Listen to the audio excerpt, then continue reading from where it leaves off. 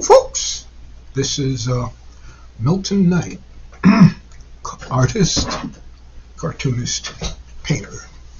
And I'm with you because I see other people doing it on the web sometimes, sharing their book hauls and book collections. And I was thinking about that. So I've got a few here. Now, I'm always on the lookout for art instruction books that I figure I can glean a few things from, and they have to be cheap. So that's what I do.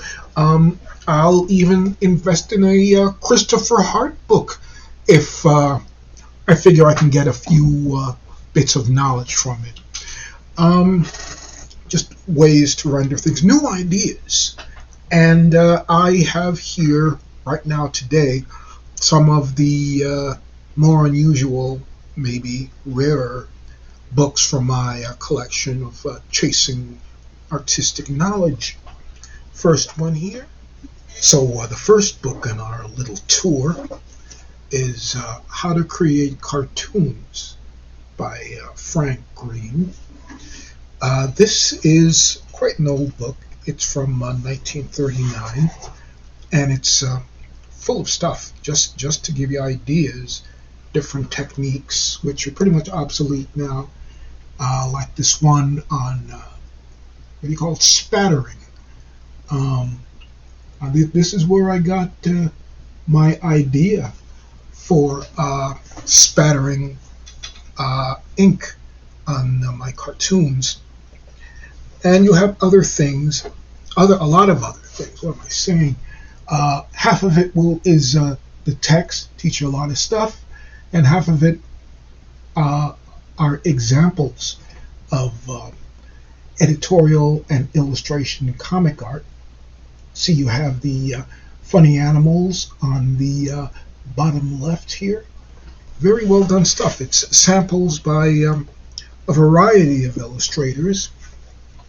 You have examples of syndicated strips, Barney Google, and you got regular fellers, other things. I think that's Smatter Pop on the bottom, a cartoonist named Payne.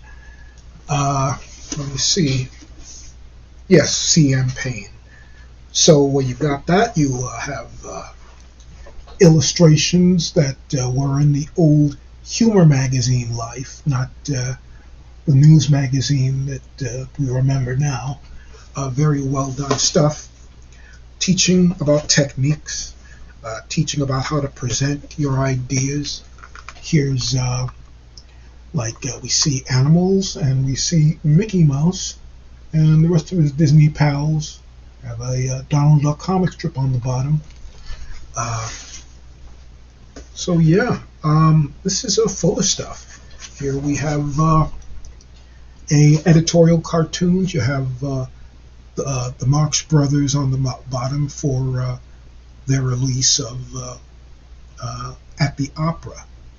And you have localized cartooning too, because they used to caricature people around town. You have examples of that. You have more publicity layouts and artist's impressions. Sports cartooning is something else they don't do anymore. You have examples of facial expressions and emotions. So I'm really glad that I have this. It gives you a lot of nice inspirations, action and mental action. And mental action seems to be portraying balloons with symbols in them. That's very old hat. Very, very old school. So yeah. Some other stuff that's interesting. Private interests in the cartoon. So there are editorial and advertising things. You have a lot of good stuff. They said international affairs here. Great craftsmanship. You don't see that sort of thing in the few political cartoons that exist now. Just a lot of good things to get your creative blood flowing. Um, let's see, uh, things like how to draw women. Here you got some examples of they're old-fashioned. They look more like 20s than 1939. But just using these old school books, the ones that they're not about affirmation, they're not about making you secure, they're about challenging your skills and ways of thinking. They give you stuff that's better than you can do, and I think that's I don't need anybody to affirm that I'm an artist. I mean, I just am, that's all. And so I want to learn what I don't know. I want to go where I don't go, and kind of keep it secret, because that's one thing an artist, Howard Post, taught me, is to look at the people who nobody knows and learn from them, so nobody knows what the hell you're doing. If somebody is doing Tezuka or imitating Charles Schulz, right away he's doing him. But if you trace down some artist that is kind of your little secret, maybe a little professional secret, and learn from them, it'll give you something. Here are some more things, caricatures of a lot of personalities. You have Anime Wong here, kind of an esoteric choice, one of my favorite people. I've done a few paintings and drawings of her. So, let's see. Another one here is the manual course, Rosenberg course in cartooning. I found this when I was out of town at I think it was a used bookstore. I don't remember, but you have as examples, Frank King here, his Gasoline Alley. On the opposite page, you have a drawing of Frank King by Manuel Rosenberg. He was, I guess, a local cartoonist, but he has quite a few examples here of well-known daily cartoonists. Here's some of Rosenberg's work. And let's see what else we've got here. A lot of good stuff. We'll have how to draw chickens, and you see, this book is about basically about cartooning for your own community. What it is something to get you jump started in business, in setting up your own shop, and it has prices of what to get, what to use, the the paper and the brushes and the ink, and it's just mouth-watering, because you could get all that stuff and it would be under $10. Put the board in your lap and then start drawing, start pounding the old pavement there, and you're in business theoretically. Here are some more. Here you got Freckles and his friends, I think, on the bottom. Other strips. Can't see them too well here myself. But and I know this book has. Oh, here is the forgotten strip, very large here. A.B. the Agent by Hirschfeld, and I think he signed it for the author too. And this book has been used. I'm looking for the page I'm talking about here. This book has been used because it has a huge blotch of ink on one of the pages here, and it is like the blackest ink I have ever seen, ever experienced. I have problems now with finding the right kind of ink and sticking to it. I have right now I'm using FW Artist ink, but and that's good. It's relatively thick and it's good, but it's nothing like the opacity of this. This sort of thing is just, you can't see anything through it. So just ways of applying your skills and techniques to give you ideas on your own line work, your own technical approaches. Let's see. You have here what photograving methods and the different kinds of screening and effects you can get. So all stuff that's extinct. But even though it is extinct, it gives me ideas on what I can do, where I can take it. No limitations, just how do I use this? How do I use that? It's pretty exciting. Silhouettes. Just about everything in this little book. Here are some quote-unquote quick sketches by the author on newsprint. Informal stuff, just to keep in trim there. And I mean, these don't look like quick sketches now, but they look almost like formal drawings. But that was a level of craftsmanship that was expected of you back at that time. And here's another thing, another book called How to Draw with the Light Touch. And this is by Doug Anderson. Doug Anderson, that might be the Marmaduke guy. I don't remember, but he was doing commercial illustration. Very late 40s, mid 50s looking work. This is all about the spot illustrations they used to use. And you get samples here, very imaginative examples. Here's a beautiful one. Caricatures. Let's see, is this, yeah.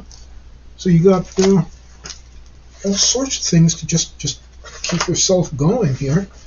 Let's see, snakes and tigers and elephants. Yeah, so I like to learn from people who are better than me. And here we have one that's very bluntly put, artwork, how reproduced and how produced and how well reproduced. You got your examples under that of techniques by John Petrina. So this offers, you have a lot of paintings here, and how to do them for reproduction is the text. Watercolor illustration. This is more serious than the books I've been showing you. Yeah, so you different renderings of different locations. Let's see, did I say it before? This book is largely, here's a non-landscape background example, very well painted, and it is a linoleum cut. That's a term I don't hear too often anymore. Here's an example of the screen work that you are going to be reproduced with. Look very modern looking, but this book was in the 40s when they were. Here are some of the techniques for printing and readying artwork, lithography. Let's see, just stuff to get the old juices flowing. And different techniques. This is a little more modern art than a lot of this stuff in the book. Woodcuts. This book just goes everywhere. It does not limit itself. Here's a book, Color in Sketching and Painting. This is by Guptill. Is this by Arthur Guptill? He was a company who they also yes, Arthur L. Guptill. He also made art instruments, inks and stuff, paints. The company may still be around. I don't remember. But yeah, more examples of different ways to render, different ways to use the line and to use your paint for reproduction. This is what this book is geared for. Your city landscapes, very stirring stuff. Let's see. More textures you can use in reproduction. Well, a lot of it being hand applicated. Hand applied, I should say. More stuff. These could be used for advertising, decorating, which now it's all photos, but here are. This is great. One thing that a friend, an artist, told me, a hint that he gave was, when you're drawing a landscape background or props, make them what you want. If you got to draw a car, make it the car you would want to own, or the house, the floors, everything. And that's a great help in like creating props, because not only am I getting the prop out of the way, just drawing it to fill the purpose, I'm also fulfilling some sort of a wish, and that really lends a hand, inspiration in doing the work. More renderings here of rooms and buildings. And next here is drawing with pen and ink. This is also by Arthur L. Guptill. Wrote a lot of things on the subject. Here are the beautiful end papers. I can't even make out what's going on here, but just gorgeous end papers. The craftsmanship is pretty unbelievable. Let's see, and I think you have a different version of the end papers at the end, black and white illustration. Once again, a lot of this is dedicated to architecture, decoration. Let's see. Oh, and you have your people sketches and renderings too. It's a beautiful book.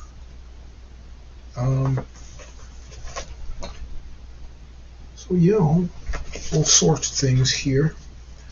Let's see. So that's drawing, pen and ink, and here's another one. This is called.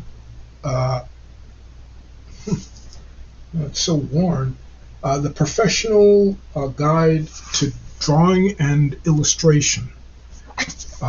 Letters faded. It's another old book, and this time later than some of the others. This must be from the 40s. You have examples on using the craft. A lot of this stuff was made for people getting out of the military and needing something to do, needing some work to do. And so, turning towards this as a profession, there was a big wave of post-war artists doing magazine illustrations and advertising. You have here your animals. Everything is headed, and it's a well-designed book. You have your figures too. A lot of them are wearing high heels, kind of fetishy now. But that was the way they did it, I guess. Have your spot ads.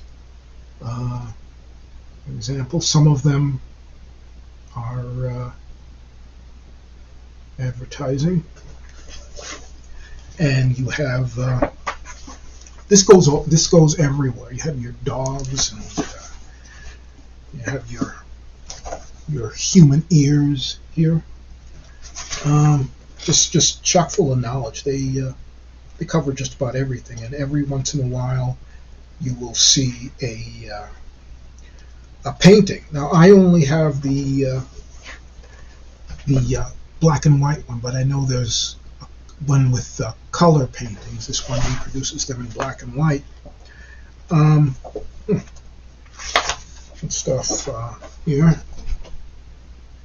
Used by Linz. That's an example of a rough. So it's To me, it's beautiful. You got your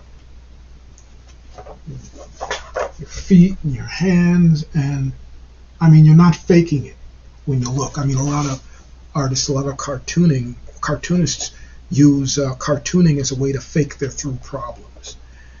And I don't want to do that. I mean, however exaggerated the figure is, I want to have some sort of knowledge behind it.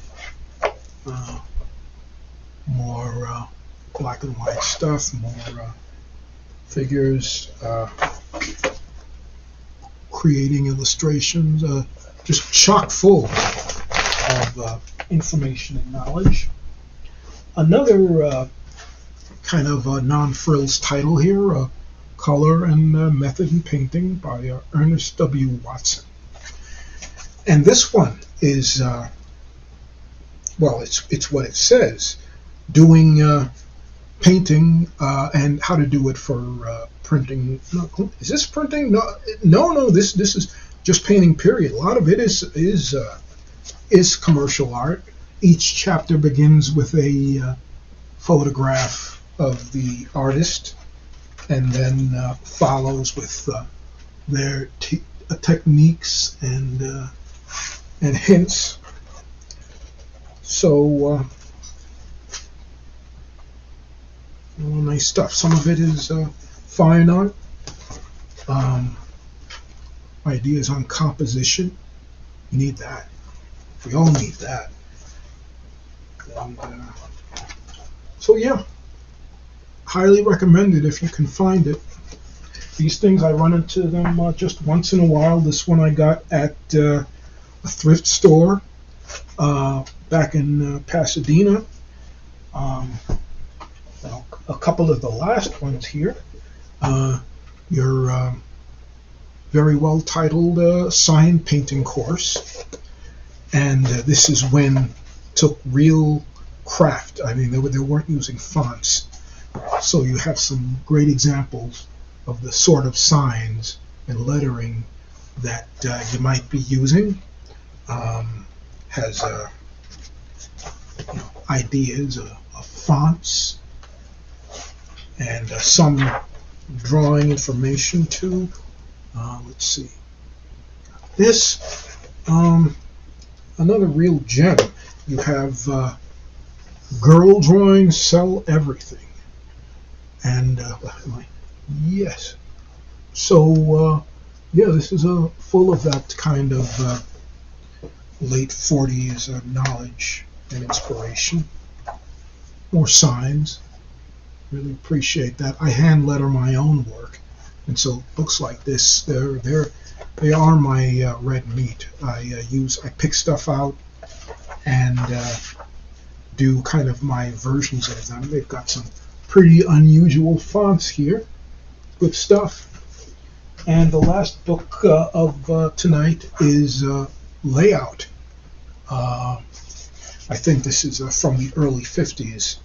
Let's see here.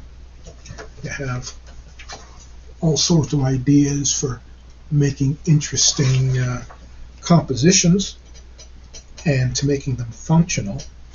Let's see, you have some stuff here. It's quite modern looking. This is a new age of illustration, I guess, here. Different from the 20s and the 40s where we've been. This is about composing, interesting ideas, good ideas, and your idealized setup for your studio. So yeah, I guess examples. It's just chock full of stuff. It gets my my blood flowing. The artistic blood here.